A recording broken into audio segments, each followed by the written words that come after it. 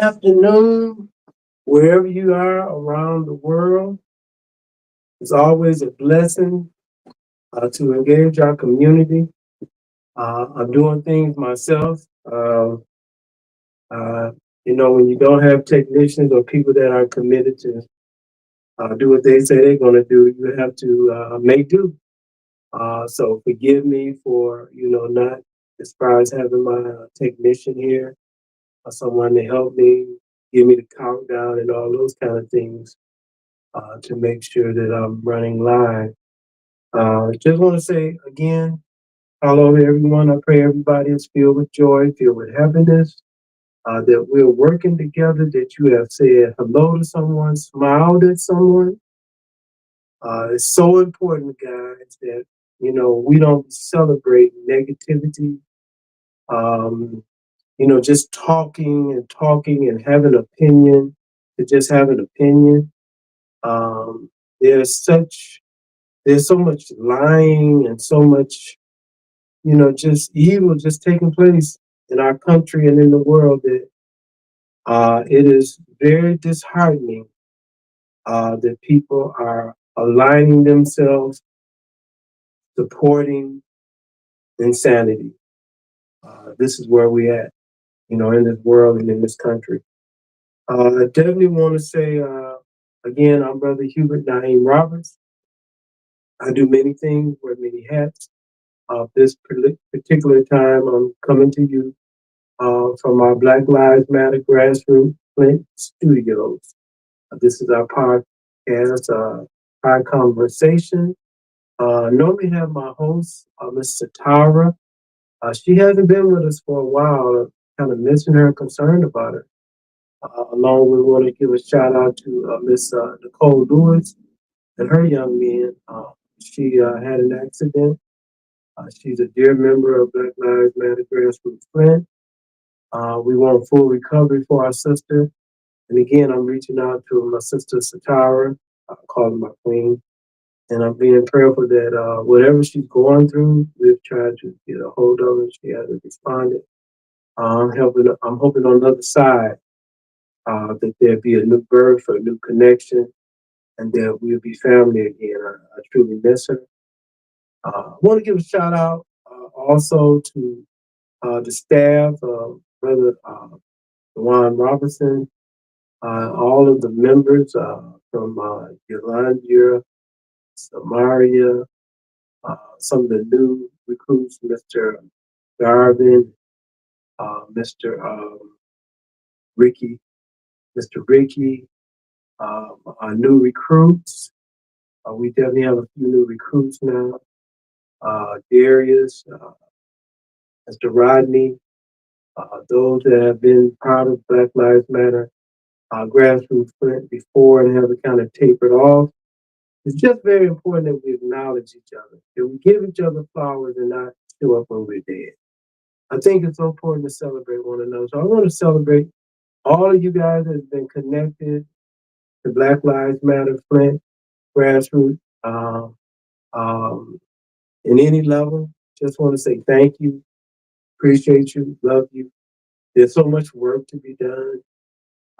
This room and our office should be filled every day with just work being taking place, like back in the '60s, during the freedom marches and all those kind of things.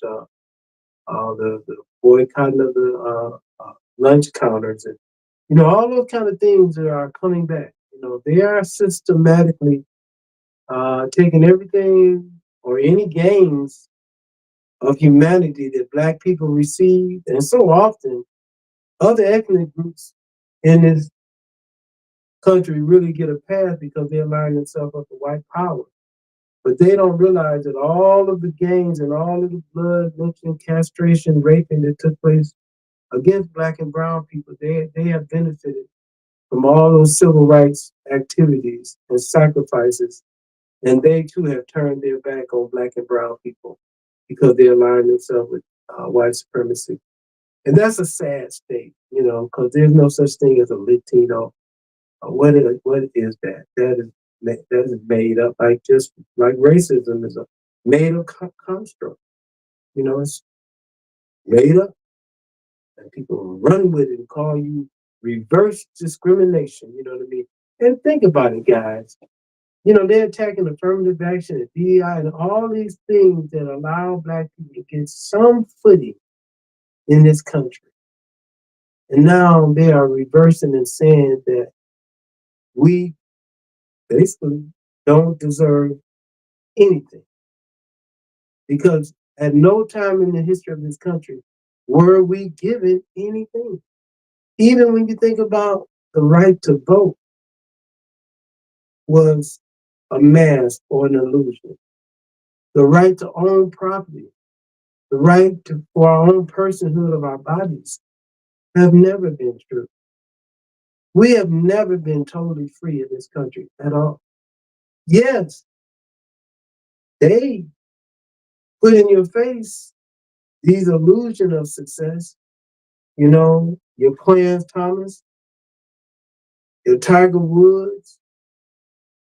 I mean, you know, they don't associate with Black people. You know, they don't believe they're Black. But again, for the sake of our conversation, these are Black men and women.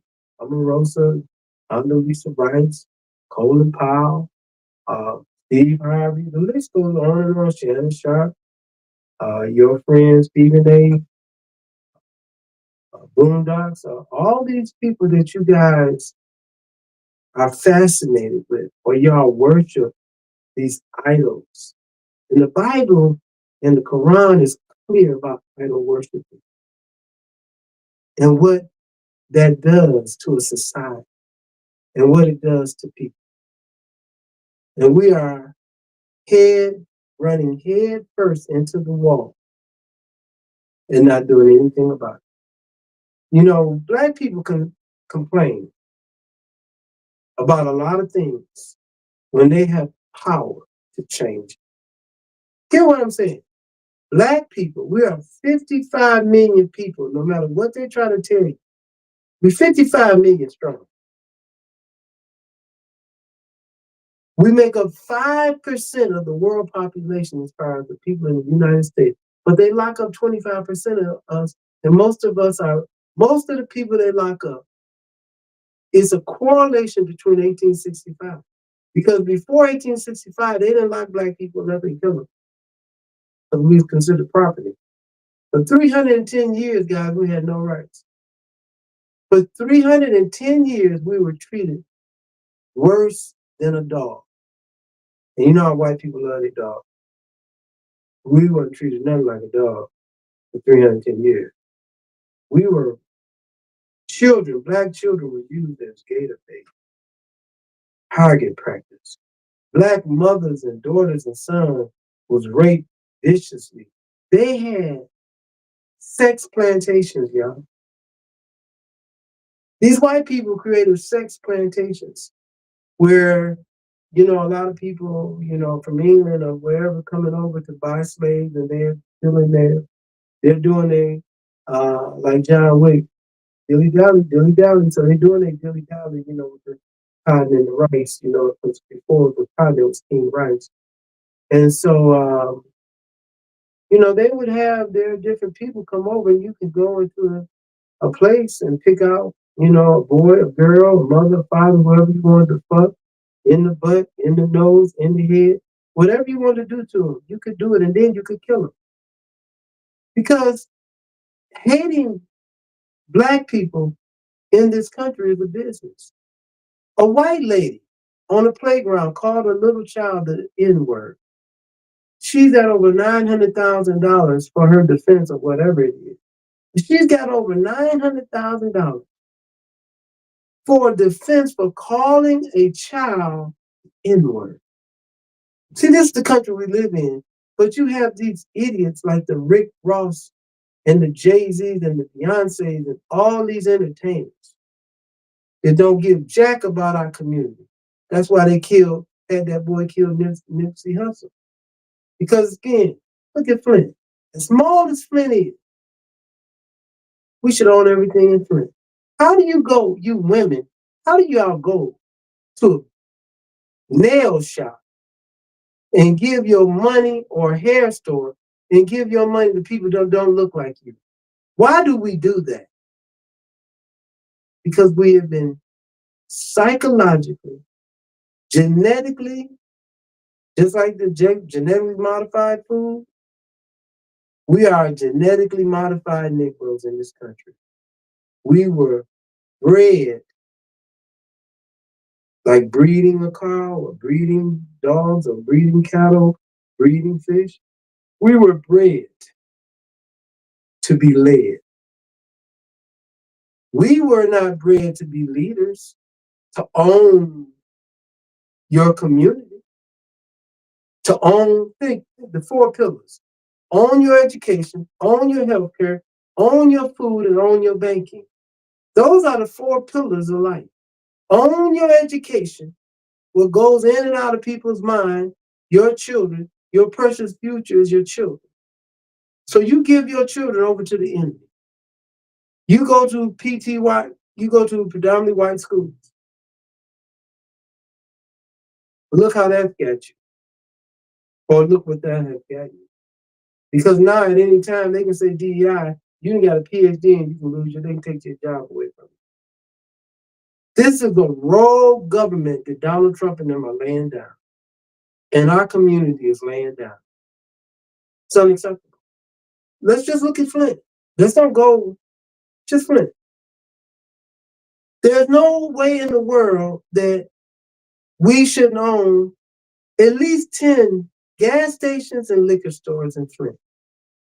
At least 10 gas stations, liquor stores, all of the hair stores, all of the nail shops. Everything on Miller Road should be on the north side.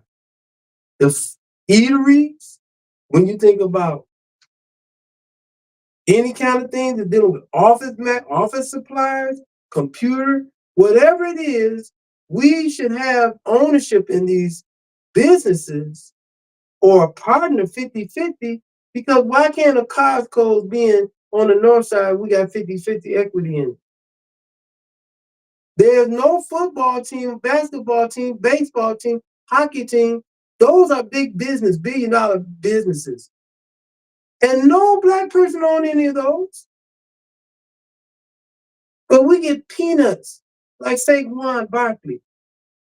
House, Negro to the fullest. Serena Williams, unacceptable. But this is how we move. And we want to blame somebody else. The other day, they bombed the church in Memphis.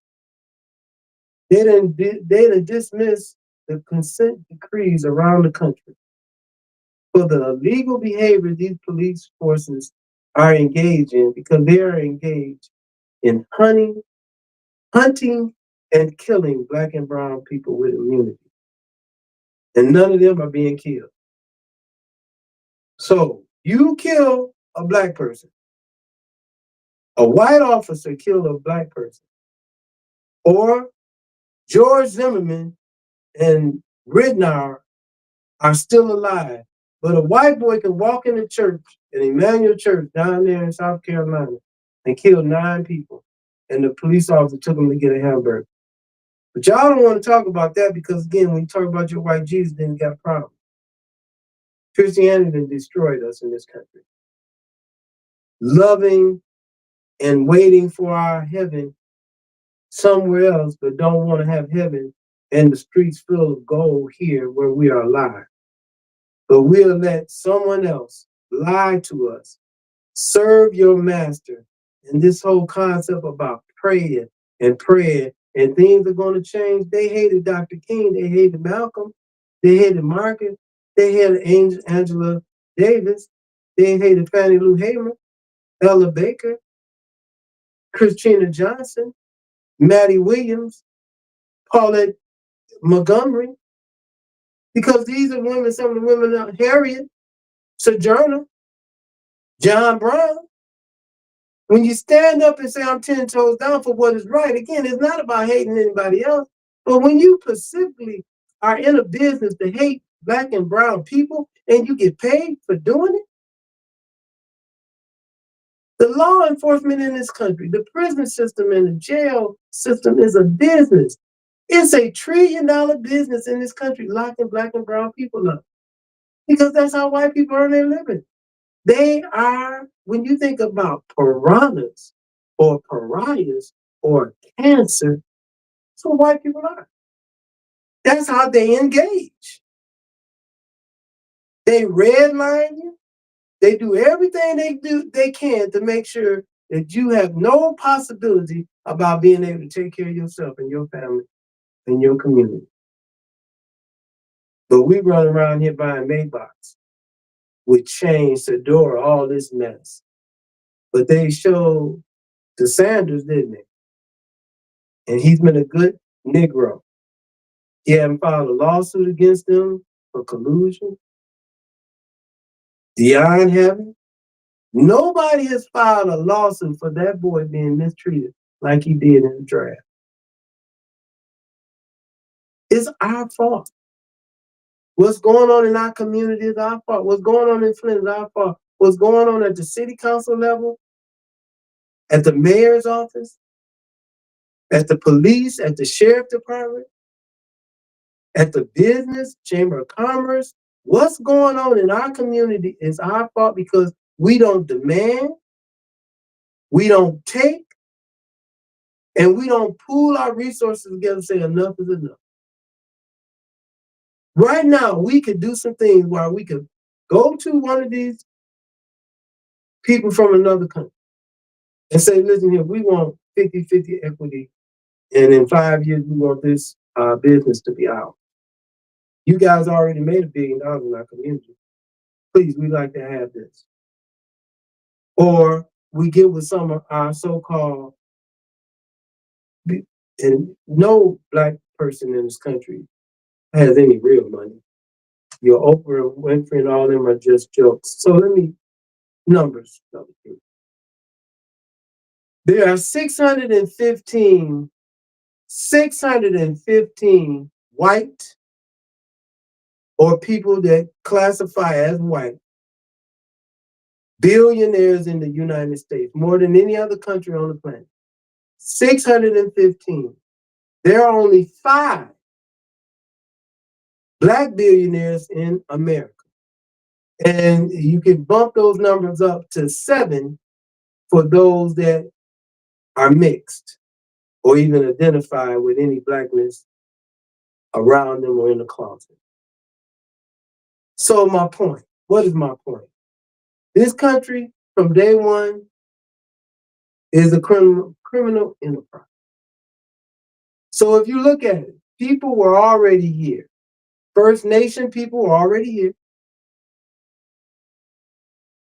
So white people took genocide, poison, murdered all the buffalo, all the First Nation people, took their land and other countries around the world, Britain, colonized over 171 countries. But then you got a South African president talking to Donald Trump, and Donald Trump allowed some white people to come in this country, that they have been chased out of the country that white people took from black people that have been there for thousands of years. And you're going to say that there's something wrong with Afrikaners? Talking about they are being killed or being adjudicated because they are being held accountable for land that the land they took was not theirs, and they took it by the gun and by the law that they came in and did genocide and did apartheid that was so vicious and so inhumane that black people had never experienced that level of killing themselves ever in the history of them being in a country, on a continent by themselves. They never engaged in that kind of warfare amongst themselves, cutting off women's breasts, eyes and ears and phalluses, cutting off vaginas, and doing all the most despicable things you can to a body. The same way that the Italians did when they took the number business from black people. Black people invented the number business, the policy, the numbers, now it's the lottery. Black people invented that, y'all. But the Italians came in and took it over because of their brutality. And then you had a government that was on the side of Al Capone and them. They were in bed because even now, how did the lottery become legal? At one time, number men, Malcolm and them had to remember numbers in their head because they couldn't write it down. Because if you got caught with some betting slips, then the federal government was gonna come at you and charge you with racketeering, y'all, getting money illegally. See, we have always created something out of nothing. See, that's the beauty. And see, that's why history is so important. That's why they want to erase it. Guys, they want to erase Black history, but they want to promote white insanity. They want to make sure you got the monuments of the Civil War. They want to say that it had nothing to do with slavery. It's about state rights. And the only foundation of states' rights was based on our burden, our backs being broken to produce for these people that were sitting around drinking mint julep. So get this. So you're saying all of the colleges, first colleges, 13 colonies, the first Harvard, Brown, Yale, all of them, George Washington College, got all their funding from the slave trade. This country was built on the backs of Black and brown people, and you and people that look like me have the audacity to allow somebody sitting in the White House to strip away everything that our ancestors have died for, and you guys got the nerve to go watch the Knicks play some basketball. You care about some football while they cut off eyeballs. That's what's important to our community, is games, is boots on the ground and popping your fan. We full of it, y'all. We deserve what we are getting. We deserve it.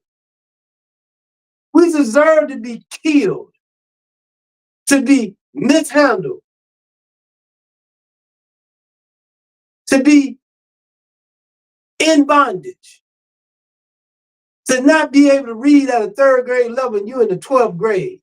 We deserve it because we care nothing about ourselves and each other.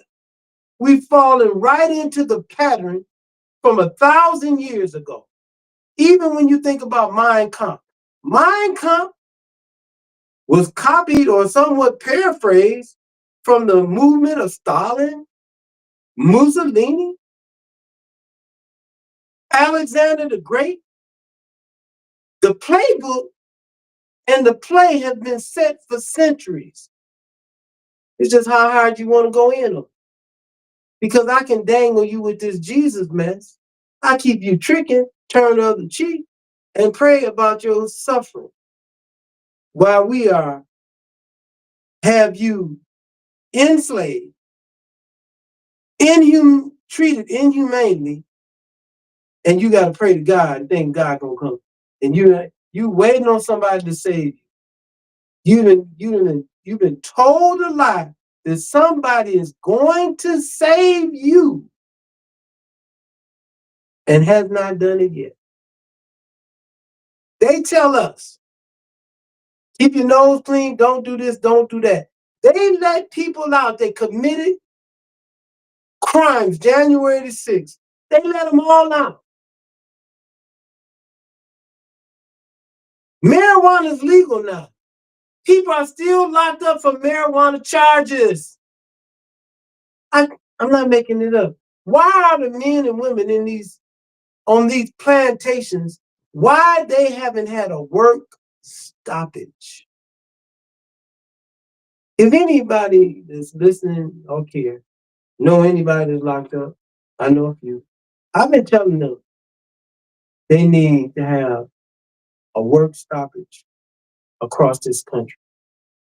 We need to have everyone that's in college and university to walk out. We need to have everyone in this country that care about Black and brown people and our lives to not go to no basketball game, no football game, shop very minimally, meaning just get the basics that you need, but don't go to Disney World. Don't go to no movies. Don't buy no lottery. Don't buy no excess nothing. Don't buy no cars. We need to shut this country down because this country tricked us. They talk about separation of church and state. Oh, that's a lie, y'all.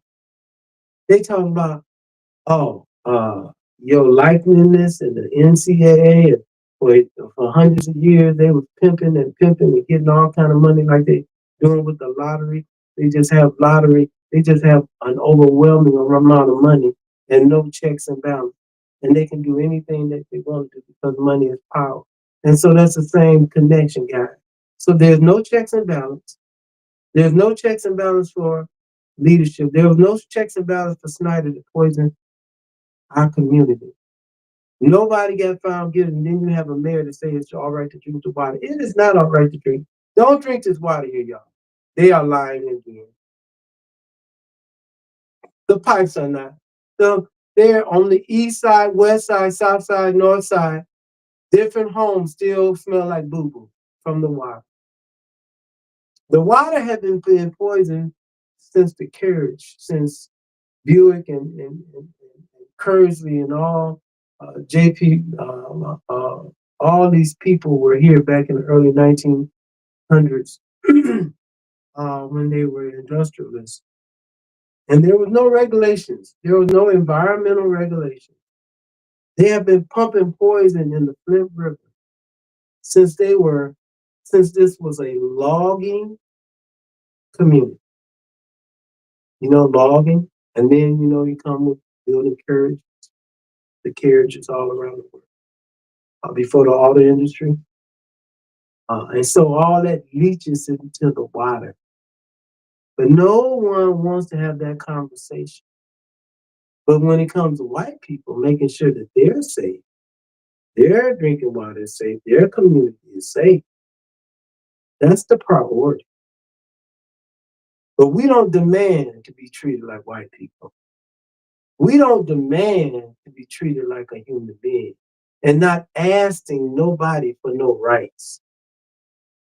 Not asking nobody from under the canopy of heaven.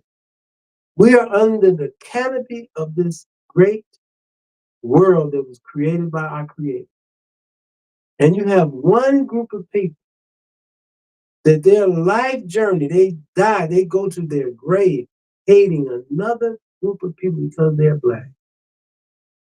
And they make big money off of hating, demonizing, killing. They enjoy, the police brag about killing us. They take pictures. They took pictures when Kobe Bryant helicopter, him and his daughter was killed like they were. They took pictures and passed it around and made fun of it. They go home and they go to the bars and go to their different communities, and it's a rites of passage for them.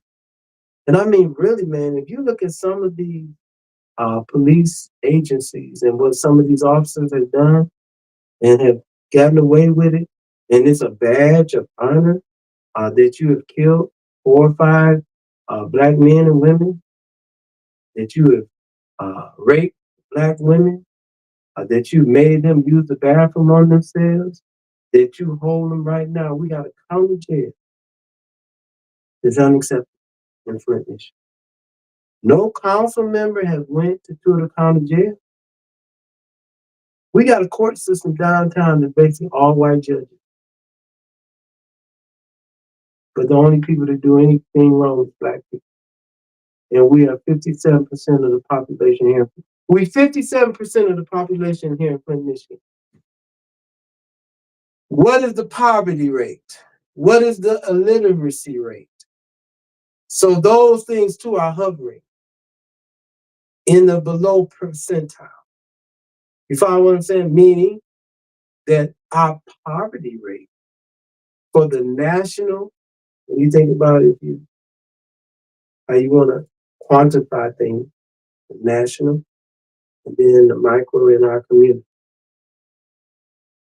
We are totally unacceptable at almost 50% poverty rate in Flint, Michigan. Almost same thing with the literacy rate. That is not by accident, because at one time, Flint was a model city. Jobs, General Motors, and the education system. General Motors left, didn't keep nothing in place, didn't have a plan, like they played with the master plan, all that BS. Before something should leave, something should be in place to stabilize a community. If you are flexing and going into another direction, there has to be a core, because again, if you're a tree without roots, you die. General Motors was our tree. We were the roots. The tree left. The roots didn't have nothing to connect to. The tree up and left. Come on, guys. Make that make sense. And we run around here day in and day out, mad at one another. Don't speak to each other. Jealous of one another. Move to Grand Blanc, Function, and Davidson, and all these other places. Just the other day, I'm burdened. I'm burdened the other day, guys. KKK material out there. 3 days ago, they talking about they investigating it. Now, all them people got Ring cameras and all that kind of stuff. Triangulate. They know who doing that. It's probably one of the police officers, guys. Or one of their children. That's how they roll, man. But we, collectively, it should be just one church in Flint. It should be one store in Flint that we all go to, one gas station that we all go to, one beauty shop, one nail shop, guys. We shouldn't be shopping on Miller Road at all. For what? Get a conversation with Home Depot. Let them know this is what we're going to do. This is what we bring to the table. We want some equity in Home Depot in this community. That's how you take control. What do you got? Well, you run out there to Walmart. Last quarter, and Walmart's getting to go up on their prices. Last quarter, Walmart made, after paid everybody, $4 billion in one quarter, y'all. And we got the nerve to hate somebody that look like you and I. I'm jealous of you. I'm jealous of how you are moving, or I don't like Neely, or I don't like the city council. It's not so much of them individually, it's what you bring to the table, it's how you move. So if you're moving against the residents, how am I going to be able to work with you and you moving against my best interests? Make that make sense. How am I going to support a mayor and he hasn't been on the forefront to make sure our community is healed? He makes sure that the back to the bricks, bike to the bricks, anything those white people tell him to do, he makes sure that get done.